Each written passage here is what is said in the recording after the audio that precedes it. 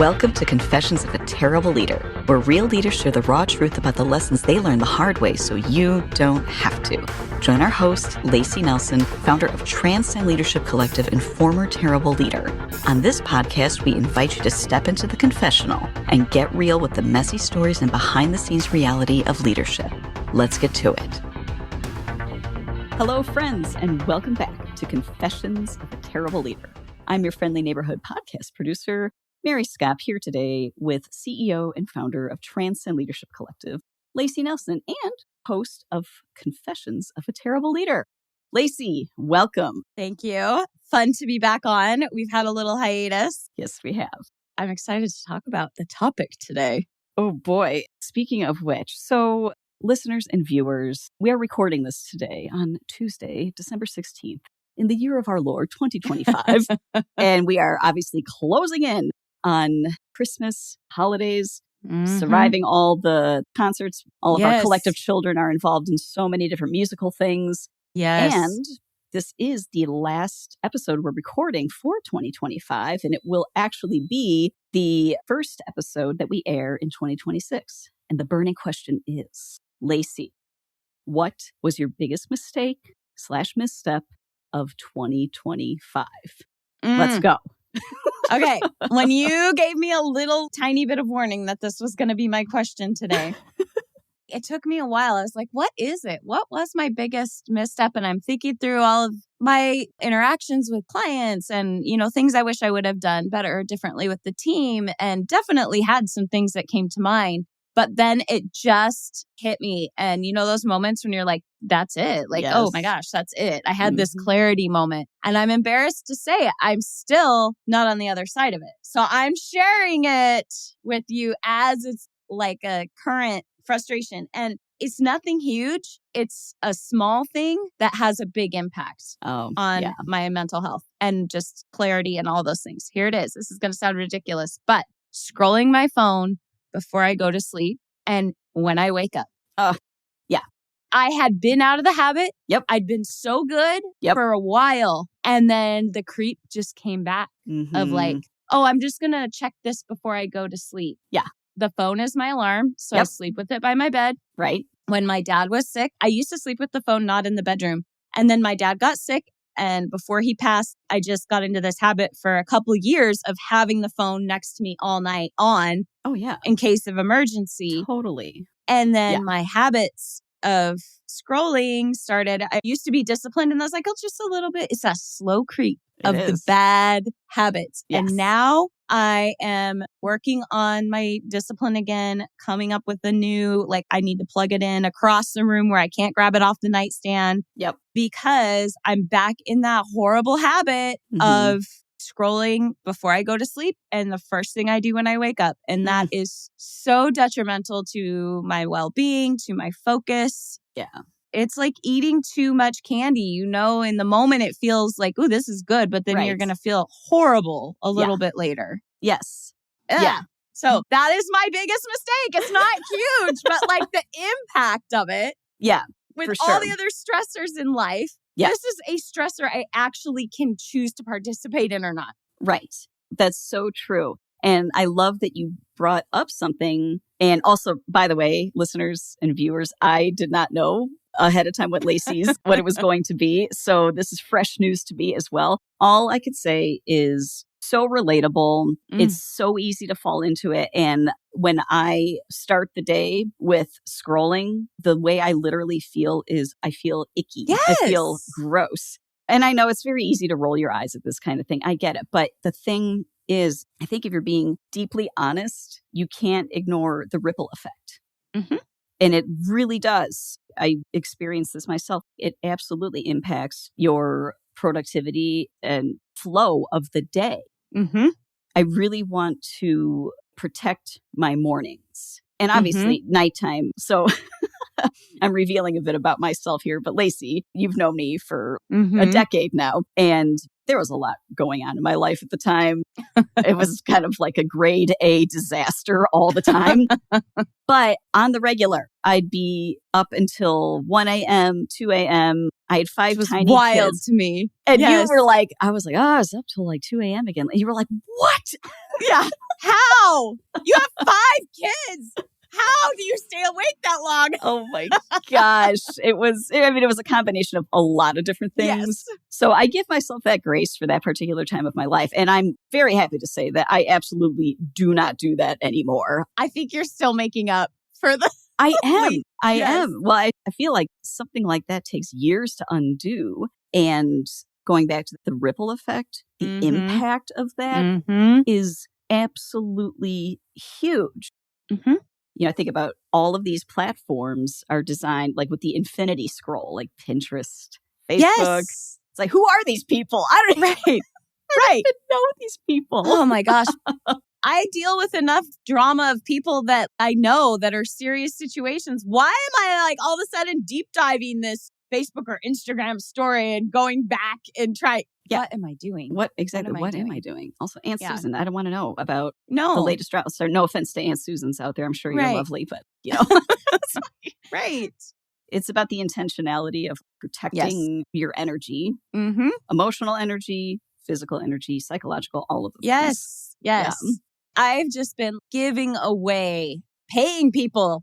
That's what I'm doing when I scroll. I'm paying them to take my energy, to take my physical, emotional. For me, it's like very much emotional and cognitive energy, right? Man. And it really does just set the tone for the rest of my day. And so anyways, I'm committing right now. Mary, check me on this next Q&A, how I'm doing. Okay. So absolutely. I'm committing to, I am going to plug my phone in across the room starting tonight. There's no reason I need to have it right next to me. I can plug it in across the room. Nick's away from home, but I will wake up if it rings. He's on the push through function, right? Use your technology. Yes. I will do that. And I will no longer start my day with the scroll. Once I'm up, feet on the ground to go shut off the alarm, I am not flopping back on my bed with the phone, which is what I want to do. Right. I'm going to stay up and just get the kids up, turn on the Christmas tree, turn on the Christmas music, light a candle.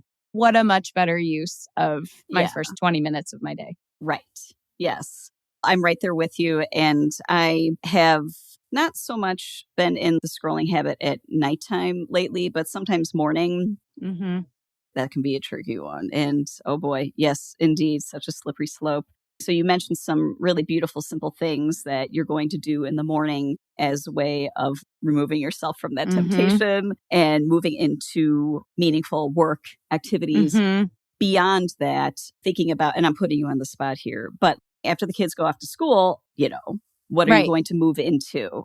Because I know for myself, it can be very tempting. It's like I get the kids off to school, which on some days feels like I just won an Olympic gold medal. Okay. Yes. You're all on time today. Holy cow. And sometimes I do just want to dive back into bed after they go off to school. But it's like, no, Mary, don't do that, Mary. So after the kids go off to school, what kind of comes to your mind as a way to continue into a meaningful way of managing the morning, I guess? Well, often by the time the kids go to school, my last one's out the door at 7:30. I've already got a client that's going to be needing something within 30 minutes to an hour after. So I have that nice transition to launch into, now it's work time. Yeah. Click on work mode. That's not always the case. But one thing I have gotten really disciplined about is time blocking my calendar. Every Sunday night, I sit down and I write out the family calendar for the week, which is its own circus, but write out where everybody's going to be when. And, I would love to have the Weasley clock where it just shows you where everyone is. But yeah, I mean, we kind of have that, I guess, with Find My. Yes. So having the calendar all written out. And then what I do is I go into my work calendar. Really, my Google calendar is all of my calendars merged. So it's my work calendar, my podcast recording calendar, my kids' band schedules, our family stuff. Everything is merged on there. And so I take a look at what does my week look like. And if I have blocks of time, I used to be like, I want my literal white space. Well, I realized I fill my literal white space with sometimes literal not good things for me. So now I will schedule in, I want to get this admin task done during this time, or I'm going to get my workout in, or I'm going to go walk the dog for 2 miles or whatever during this window. Giving myself the freedom to flex it, but also hold myself accountable to the intention. That's been a work in progress. It used to be like, oh, I didn't accomplish everything on my calendar. I feel like a failure. Or I'd go to the other extreme because I'm an Enneagram 8. We don't do anything partway. And I'd just be like, I'm not going to let that calendar run my life and tell me what to do. So yeah. So I have learned with age, I'm almost 47, so I guess it's time. I'm getting a little better about actually utilizing it as a tool and a guide and learning how to turn up and down some of those parts of my personality and wiring that serve me better in other places than that. So that's relatable and amusing. I'm not an Enneagram 8, but I'm married to one. But I think we balance each other out beautifully. I'm a 4. That may mean some things to some of you, and some of you are like, I don't know what you're talking about. I'm anti-Enneagram. That's okay. That's fine. Yeah, you do like you. This is not an Enneagram podcast. Get it together, ladies. Right. It's like, stop talking about the Enneagram right now. Okay. Sorry. Noted. Don't worry. This is not an Enneagram podcast, and it will not be. We just find it to be a useful tool. And that's right. That's it. That's really it. That's it. I find it really helpful. And again, you have to be careful about this because I have also fallen down the rabbit trail of, I want to learn about the whole world's morning routines. Okay, Mary. I tell myself, Mary, you don't need to learn about everyone in the world's morning routines because they don't have your life. You don't have their life. At some point, just the nonsense has to stop and you just have to do things that make sense, I guess. Yes. My life has been in a tremendous amount of upheaval for the last few months. I've moved. I lost my dear father-in-law. We have been through some stuff, to say the least. It's been very heavy and also very activity heavy, too. So emotionally heavy and just nonstop movement. So it's very easy in those times to lose really even the ability to ground yourself, kind of anchor yourself. But because this is not my first rodeo with lifing, I'm like, okay, anchor yourself in the things that you know you can do. Doing one thing every day around the same time. And it could be so many different things, like a short walk. It seems like kind of a ridiculous thing, but every single morning, the first thing I do is I brush my teeth and I splash my face with ice cold water. It's just a thing, but it wakes me up and it's like a signal to my brain. Okay, let's go. Day started. Day has started. And it's just a very, very, very tiny thing, but it's just about the everyday things. The things that ground us, I think, are so often extremely simple and very, very boring. And that's okay. For me, it's making coffee. Oh, that's next. So that is the day has started. Yes. The coffee pot's on. Or the French press or whatever. I use the coffee pot. My husband's like, how uncivilized. He's a French press person. So whoever gets up first makes the coffee the way we want to make it. Sure. Right. Nick is like, how dare you? Yes.